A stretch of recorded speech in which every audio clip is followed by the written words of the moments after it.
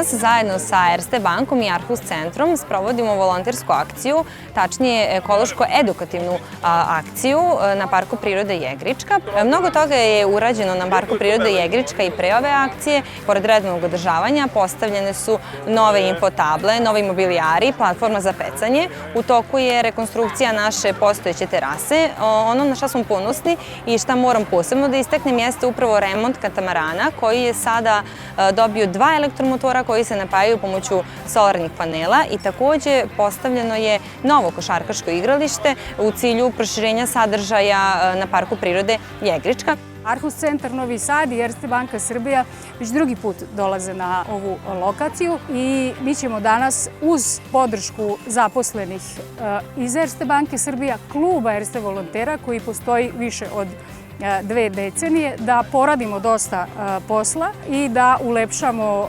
infocentar Parka prirode Jegrička. Erste banka je danas ovde na infocentru u Jegričkoj po drugi put.